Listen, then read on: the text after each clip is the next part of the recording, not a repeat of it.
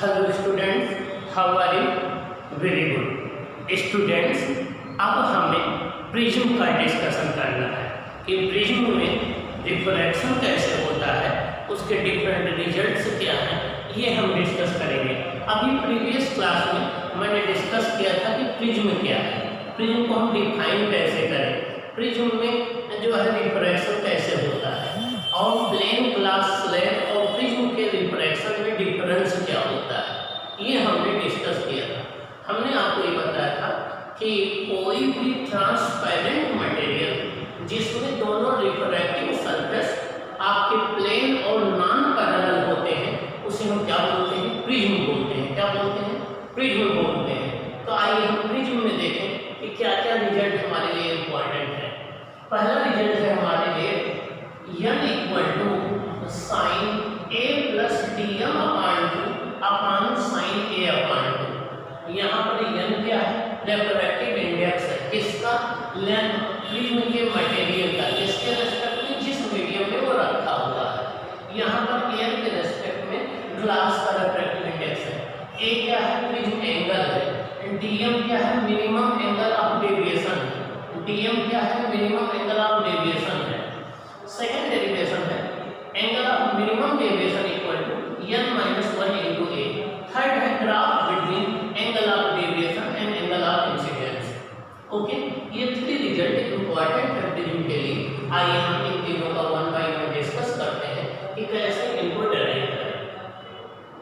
हमने इसके पहले प्रीवियस क्लास में डिस्कस किया था कि जब भी हमें प्रिज्म को शो करना होता है, हम उसके केवल प्रिंसिपल क्रॉस सेक्शन को ट्रायंगल ए बी सी को शो करते हैं, कंप्लीट प्रिज्म को शो नहीं करते हैं। तो आइए देखें, हमारा प्रिज्म है A B C. Prism angle है ए, जिसको हम रिफ्रैक्टिंग एंगल भी बोलते हैं।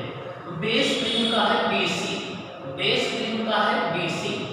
ए बी और ए सी रिफ्रैक्टिंग सरफेस है। आइए देखें, एक लाइट रे PQ, एक लाइट रे PQ आकर के पॉइंट Q पर इंसिडेंट होती है। एक लाइट रे एयर से आकर के पॉइंट Q पर इंसिडेंट होती है। पॉइंट Q पर हमने जो नॉर्मल ड्रा किया n1, पॉइंट Q पर हमने एक नॉर्मल ड्रा किया n1। नॉर्मल से PQ हमारी इंसिडेंट रे है। इंसिडेंट रे का नॉर्मल से बना हुआ एंगल I है। इंसिडेंट रे का नॉर्मल से बना हुआ एंगल I है। अब ये लाइट रे एयर से ग्लास में जा रही है, रेयर मीडियम से डेंसर मीडियम में जा रही है। ये नॉर्मल की ओर बेंड हो जाएगी। अगर यहाँ पर ये ग्लास प्रिज्म ना होता तो ये हमारी PQ लाइट रे सीधे PH डायरेक्शन में ट्रांसमिट हो जाती है। अगर हमारा ये AC सरफेस ना होता, AB सरफेस ना होता, ये PQ लाइट रे सीधे PH डायरेक्शन में चली जाती है। तो PH डायरेक्शन को हम बोलते हैं initial direction of incident ray, ये डायरेक्शन ऑफ इंसिडेंट रे। अब Q पॉइंट पर जब ये लाइट रे एयर से ग्लास में जाएगी तो इसका रिफ्रैक्शन हो जाएगा, ये नॉर्मल की ओर बेंड हो जाएगी। अब यहाँ रिफ्रैक्टेड रे QR हो गई। क्या? रिफ्रैक्टेड रे QR हो गई। ये अपने ओरिजिनल डायरेक्शन QN से Δ1 एंगल एंड क्लॉकवाइज डायरेक्शन में टर्न हो गई। ये अपने ओरिजिनल डायरेक्शन QN से Δ1 एंगल क्लॉकवाइज डेविएट हो गई और रिफ्रैक्ट होकर के QR आपकी रिफ्रैक्टेड रे हो गई। ये नॉर्मल से ये एंगल रिफ्रैक्टेड रे का नॉर्मल से एंगल R1 है, ये एंगल ऑफ रिफ्रैक्शन हो गया AB सरफेस पर। Δ1 जो है एंगल ऑफ डेविएशन हो गया AB सरफेस पर।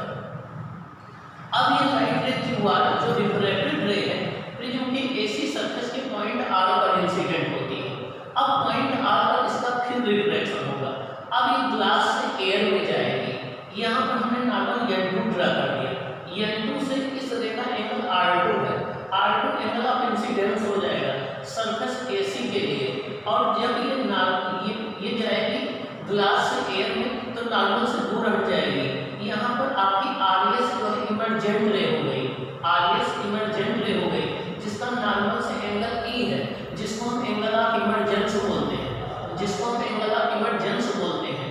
अगर ये सर्कस AC ना होता तो ये आपकी QR में सीधे QY डायरेक्शन में जाती, सीधे QY डायरेक्शन में जाती, लेकिन अब ये ओरिजिनल डायरेक्शन से डेल्टा टू एंगल डेविएट हो गई किधर क्लॉकवाइज डायरेक्शन में। Delta two angle of deviation है किस सर्कस पर, AC सर्कस पर, किस डायरेक्शन में, क्लॉकवाइज डायरेक्शन में। यहाँ भी क्लॉकवाइज डेविएशन हुआ था, यहाँ भी क्लॉकवाइज डेविएशन हुआ था। E क्या है, एंगल ऑफ इमर्जेंस है, E क्या है, एंगल ऑफ इमर्जेंस है। डेल्टा टू क्या है, एंगल ऑफ डेविएशन है। अब आप देखें ये टोटल एंगल E है, ये एंगल डेल्टा टू है, delta two angle of deviation है। अगर हम इमर्जेंट रे RS को बैक साइड में प्रोड्यूस करें और इंसिडेंट रे को प्रोड्यूस करें तो ये एंगल D बन रहा है। इस एंगल को बोलते हैं एंगल ऑफ डेविएशन। क्या बोलते हैं, angle of deviation. Angle of deviation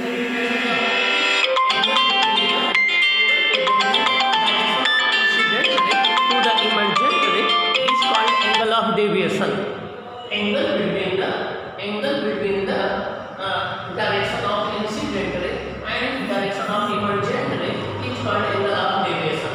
Angle between the direction of incident ray and direction of emergent ray is called angle of deviation. Means incident ray की डायरेक्शन और emergent ray की direction के बीच में बना हुआ एंगल क्या कहलाता है, एंगल ऑफ डेविएशन।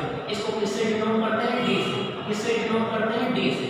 तो the angle between the initial direction of incident ray and emergent ray is called angle of deviation। इसको हम D से डिनोट करते हैं। ये दोनों परपेंडिकुलर एक दूसरे को पॉइंट M पर इंटरसेक्ट कर रहे हैं। आइए अब हम आगे इसको एक्सप्लेन करते हैं। Let ABC be the principal cross section of a tree। अब मोनोक्रोमेटिक मतलब सिंगल कलर की या सिंगल फ्रीक्वेंसी की। Light rays PQ is incident at an angle I at the surface AB of the prism। ABC हमारा prism है जिसके surface AB पर point Q पर कोई एक PQ incident ray I angle पर इंसिडेंट होती है। डेल्टा 1 एंगल ऑफ डेविएशन है AB सरफेस पर, डेल्टा 2 एंगल ऑफ डेविएशन है आपका AC सरफेस पर, D जो है टोटल एंगल ऑफ डेविएशन है, E एंगल ऑफ इमर्जेंस है और NG refractive index of the prism material of the prism है, NA refractive index of the air. Okay, अब आइए हम देखें इसमें लॉ हम अप्लाई करेंगे। सबसे पहले पॉइंट Q पर अप्लाई करेंगे। आइए देखें step first, by Snell law at point Q। हम by Snell law at point Q, point Q पर हम स्नेल लॉ देखेंगे। तो देखिए स्नेल लॉ क्या कहता है कि इस मीडियम का रिफ्रैक्टिव इंडेक्स इनटू इसका sin i इक्वल टू इस मीडियम का रिफ्रैक्टिव इंडेक्स इनटू इसका sin r। तो हो जाएगा n a refractive index of air n a into sin i equal to n g into sin r1। तो हो जाएगा sin i upon sin r1 equal to n g upon n a equal to a n g equal to n हो जाएगा। यह sin i upon sin r1 equal to n हो जाएगा, जहां पर n क्या है, refractive index of the material of the prism with respect to the medium. n g क्या है, refractive index of the material of the prism with respect to the medium in which the prism is placed. ये prism के material का refractive index है जिस medium में prism रखा गया उसके रिस्पेक्ट में। ओके, आइए अब हम बात करते हैं Snell law second surface AC पर अप्लाई करते हैं। AC सरफेस पर स्नेल लॉ अप्लाई करते हैं तो अब हाइड्रेट ग्लास से एयर में जा रही है, तो इस मीडियम का रिफ्रैक्टिव इंडेक्स इनटू इसका एंगल इक्वल टू इसका रिफ्रैक्टिव इंडेक्स इनटू इसका एंगल। तो हो जाएगा Ng into sin r2 equal to Na into sin e। ये हो जाएगा sin r2 upon sin e equal to Ng upon Na equal to Gna 1 upon n। ये second equation आ जाएगा। ओके, आइए अब हम ट्रायंगल लेते हैं। ट्रायंगल है हमारा QMR, ट्रायंगल है QMR। ये एंगल R1 है, ये एंगल R2 है, ये एंगल M है। इसी ट्रायंगल के 3 एंगल का सम 180 डिग्री होता है। तो जो angle R1 plus angle R2 plus angle M equal to 180 degree. Okay, अब हम क्वाड्रिलेटरल कंसीडर करेंगे। कौन सा क्वाड्रिलेटरल, AQMR,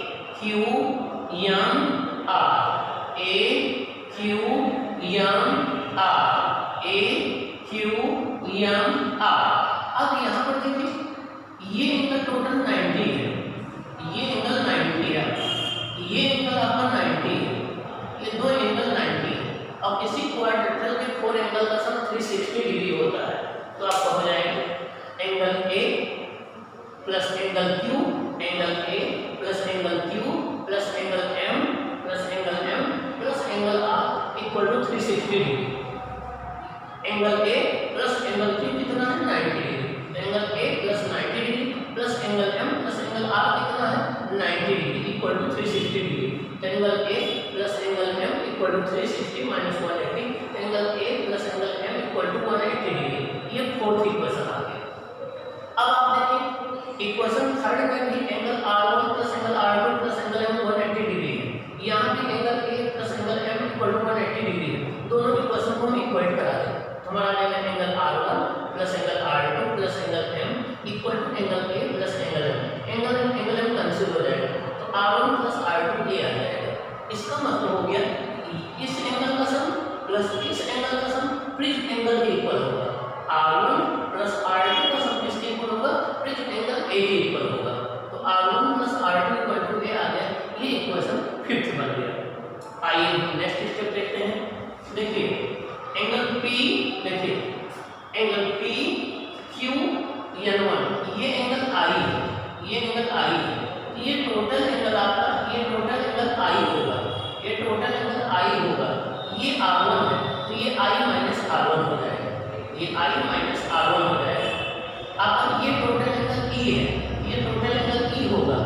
ये आपका r2 है, ये हो जाएगा e माइनस r2। तो देखिए angle p q n1 equal to angle m q n equal to i। Angle p q n1 equal to angle n q m equal to i। ये total angle इस total angle के equal हो जाएगा। यहाँ से delta 1 क्या हो जाएगा, डेल्टा 1 आपका हो जाएगा, डेल्टा 1 हो जाएगा टोटल एंगल ये i है, ये r1 है तो डेल्टा 1 हो जाएगा i माइनस r1। क्या हो जाएगा i माइनस r1। ये आपका इक्वेशन ए हो जाएगा। अब आइए हम देखते हैं सेकंड में एंगल n2 rs। ये टोटल एंगल e है, ये टोटल एंगल e हो जाएगा वर्टिकली अपोजिट साइड एंगल, ये टोटल एंगल e हो जाएगा। ये r2 है तो डेल्टा 2 हो जाएगा आपका e माइनस r2। तो डेल्टा 2 हो जाएगा e माइनस r2। अब हम एंगल ले लें, अब हम एंगल कंसीडर करते हैं n q r, ये सॉरी d q r। ये एंगल आपका एक्सटीरियर एंगल है इस ट्रायंगल के लिए, ये एंगल एक्सटीरियर एंगल है। Exterior angle equal to the sum of interior angle. तो d इक्वल टू हो जाएगा डेल्टा 1 प्लस डेल्टा 2। तो आपका हो जाएगा d equal to delta 1 plus delta 2। d क्या है, total angle of deviation. d क्या है, टोटल एंगल ऑफ डेविएशन। अब दोनों डेविएशन क्लॉकवाइज हुए थे इसलिए दोनों ऐड हो गए। तो हो जाएगा डेल्टा 1 कितना है i माइनस r1 और डेल्टा 2 क्या है e माइनस r2। दोनों को ऐड कर देंगे तो i plus e minus r1 plus r2 ये इक्वेशन सी हो गया। ओके, अब हम स्टेप फोर्थ, स्टेप सेकंड हो गया, स्टेप थर्ड देखते हैं। स्टेप थर्ड में क्या है, इस प्रिज्म को अगर हम रोटेट करें और एडजस्ट करें तो एक ऐसी कंडीशन आती है जिसको हम मिनिमम डेविएशन बोलते हैं। उस केस में ये जो रिफ्लेक्टेड रे QR है ये बेस BC के पैरेलल हो जाती है। अगर हम इस प्रिज्म को रोटेट करें तो एक ऐसी कंडीशन आती है कि रिफ्लेक्टेड रे QR BC के पैरेलल हो जाती है। उस केस में R1 R2 दोनों एंगल सेम हो जाते हैं। R1 equal to R2 equal to R हो जाता है। एंगल I एंगल E के इक्वल हो जाता है, एंगल I एंगल E के इक्वल हो जाता है। तो आइए देखें, if the prism is placed in condition of minimum deviation, इसको क्या बोलते हैं, मिनिमम डेविएशन बोलते हैं। क्या बोलते हैं, मिनिमम डेविएशन। तो उस केस में I इक्वल टू E हो जाता है, R1 equal to R2 equal to R हो जाता है। और रिफ्लेक्टेड रे जो QR है वो BC के पैरेलल हो जाती है। रिफ्लेक्टेड रे QR जो है ये BC के पैरेलल हो जाती है। ओके, अब फ्रॉम इक्वेशन फिफ्थ देखिए, क्वेश्चन फिफ्थ हमारा था R1 plus R2 equal to A, R1 plus R2 equal to A, R1 R2 दोनों सेम हो गए, R equal to R plus R equal to A। इसका मतलब ये हो गया 2R equal to A, 2R equal to A हो गया। तो यहाँ से R इक्वल टू क्या हो जाएगा, A/2, R इक्वल टू क्या हो जाएगा, A/2। इक्वेशन सी से देखिए, ये एंगल ऑफ डेविएशन है RE plus E minus R1 plus R2। Minimum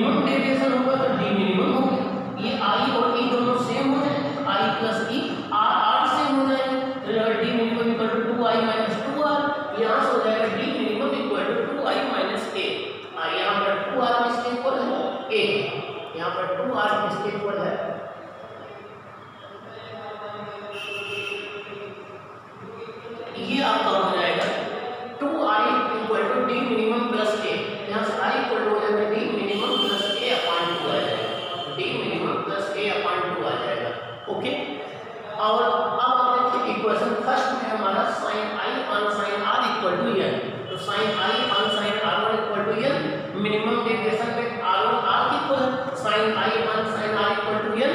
अब आई की वैल्यू हम ये पुट कर दें, आर की वैल्यू हम ये पुट कर दें, तो putting the value of I and R from A percent D and E sine N equal to sine A plus D M upon two upon sine A upon two. ये देखिए ये relate करता है refractive index of the material of the prism, angle of minimum deviation, angle of the prism.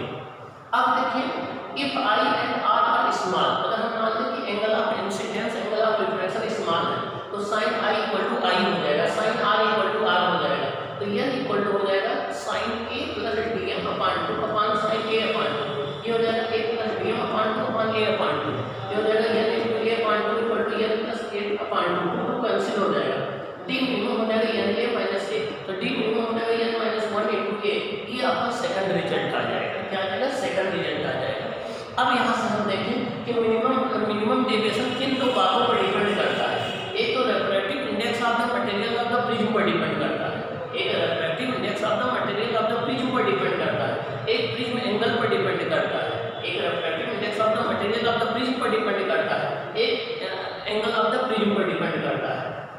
आइए हम graph देखें angle of deviation और angle of incidence के बीच में, angle of deviation angle of incidence के बीच में हम ग्राफ प्लॉट करेंगे। ये एंगल ऑफ डेविएशन हो गया, ये एंगल ऑफ इंसिडेंस हो गया, 0 degree 20 degree 40 degree 60 degree 80 degree 40 degree 50 degree 60 degree. ये ग्राफ यहाँ से स्टार्ट होता है। देखिए यहाँ पर आई इक्वल टू ई जब होता है तो देखिए डेविएशन मिनिमम हो जाता है, डेविएशन ये मिनिमम हो जाता है, देखिए ये मिनिमम डेविएशन हो जाता है। तो आई इक्वल टू ई जब होता है तो डेविएशन मिनिमम हो जाता है, वो लगभग 40 डिग्री आ रहा है आई इक्वल टू ई के लिए। ये आपका ग्राफ सिमेट्रिक नहीं है, देखिए ग्राफ सिमेट्रिक नहीं है, इसलिए इधर ज़्यादा एक्सपेंडेड है इधर कम एक्सपेंडेड है। और इस पर्टिकुलर एंगल पर जब आई इक्वल टू ई है तो डेविएशन मिनिमम, डेविएशन क्या है? मिनिमम है, इसी को बोलते हैं मिनिमम डेविएशन की कंडीशन। और देखिए अगर हम ग्राफ प्लॉट कर रहे हैं तो हमारे दो एंगल ऑफ इंसिडेंस के लिए डेविएशन की एक ही वैल्यू है, दो एंगल ऑफ इंसिडेंस के लिए डेविएशन की एक ही वैल्यू है। इसका रीजन क्या है? Principle of reversibility. क्या है? Principle of reversibility. अगर हम रिफ्रैक्टेड रे को, अगर हम इमर्जेंट रे को इंसिडेंट रे मान लें तो इंसिडेंट रे इमर्जेंट रे हो जाएगी। तो प्रिंसिपल ऑफ रिवर्जिबिलिटी की वजह से हमारे पास दो एंगल ऑफ इंसिडेंस के लिए एंगल ऑफ डेविएशन सिंगल है, तो ये आपका ग्राफ हो जाएगा, इंपॉर्टेंट है। Angle of incidence I, plot of angle of deviation versus angle of incidence. Okay, तो ये रहा आपका ग्राफ। अब क्वेश्चन ये उठता है कि प्रिज्म के रिफ्रैक्शन में और ग्लास स्लैब के रिफ्रैक्शन में डिफरेंस क्या है? जो ग्लास स्लैब होती थी हम लोगों की, ग्लास स्लैब में दो पैरेलल रिफ्रैक्टिंग सरफेस होते थे, यहाँ पर लाइट इंसिडेंट होती थी, यहाँ से इमर्ज हो जाती थी। दोनों सरफेस पैरेलल होने से वो लैटरल डिस्प्लेसमेंट तो प्रोड्यूस करते थे लेकिन डेविएशन नहीं प्रोड्यूस करते थे, क्योंकि एक सरफेस पर लाइट अगर क्लॉकवाइज डेविएट होती थी तो दूसरे सरफेस पर एंटी क्लॉकवाइज, दोनों दूसरे को कंसीडर कर देते थे, नेट डेविएशन 0 आ जाता था। लेकिन यहाँ प्रिज्म में ऐसा नहीं है, प्रिज्म लाइट को डेविएट भी करता है, डेविएट कर रहा है और दोनों डेविएशन सेम डायरेक्शन में है, इसलिए दोनों डेविएशन टाइम हो गया, जिसको हम एंगल ऑफ डेविएशन बोलते हैं। तो प्रिज्म में दोनों रिफ्रैक्टिंग सरफेस एक दूसरे से इंक्लाइंड होने के कारण ये जो है डेविएशन प्रोड्यूस करता है। नंबर दूसरी बात, प्रिज्म में हमेशा लाइट जो है बेस की तरफ बेंड होती है, प्रिज्म में हमेशा लाइट बेस की तरफ बेंड होती है। तो हम एक कॉन्वेक्स लेंस को कई प्रिज्म से बना हुआ मान सकते हैं, जिसका बेस उसके सेंटर, ऑप्टिकल सेंटर की तरफ होता है, इसलिए convex lens converging property show करता है। जबकि हम कॉन्केव लेंस में प्रिज्म का बेस अपवर्ड होता है, इसलिए वो डाइवर्ज कर देता है। तो कॉन्वेक्स लेंस और कॉन्केव लेंस की जो डाइवर्जिंग प्रॉपर्टी है वो हम प्रिज्म के बेसिस पर एक्सप्लेन कर सकते हैं। ओके, तो ये रहा आपका रिफ्रैक्शन थ्रू प्रिज्म। अब एंगल ऑफ डेविएशन की मैं फिर एक बार डेफिनेशन बता दूं, the angle between the initial direction of the incident ray and emergent रे is called angle of deviation. Means incident ray की डायरेक्शन और इमर्जेंट रे की डायरेक्शन के बीच के एंगल को हम क्या बोलते हैं? Angle of deviation.